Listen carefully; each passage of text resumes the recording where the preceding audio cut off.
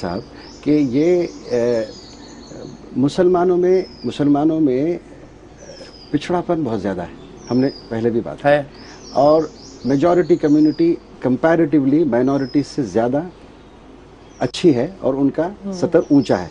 क्यों हमारी repeated governments उस कमी को दूर करने की तेजी नहीं लाती है? देखिए, सच्चर कमेटी का एक मोटा सा दस्तावेज इस सरकार के पास पड़ा हुआ है जी। सरकार ने वो दस्तावेज बनवाया जी। उस दस्तावेज में सरकार और इस पिछले 60 सालों में जो हिंदुस्तान के मुसलमानों के सोशो इकोनॉमिक एजुकेशनल हालात हैं जी। उसका एक लंबा सा तबसरा है, लेकिन सरकार ने उस पर क्या किया आज तक?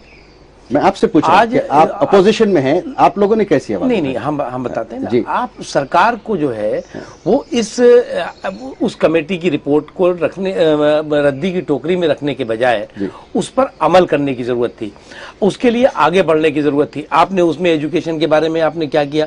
आपने 90 माइनॉरिटी एरियाज बता दिए गए कि 90 ऐसे जिले हैं जहां पर मोर देन 30-35% माइनॉरिटीज के लोग रहते हैं। आपने उन जगहों पे कितने सेंट्रल स्कूल खोले, कितने नवोदय विद्यालय खोले, कितने आपने सरकारी कल कारखाने खुलवाए, रोजगार के क्या अभी तक जो है वो आपने ऐसे मौके मुहैया कराए जिससे कि वहाँ रोजगार के लोगों को रोजगार मिल सके, एजुकेशन मिल सके, लोग जो है वो तरक्की की धारा में आ सके? नहीं किया।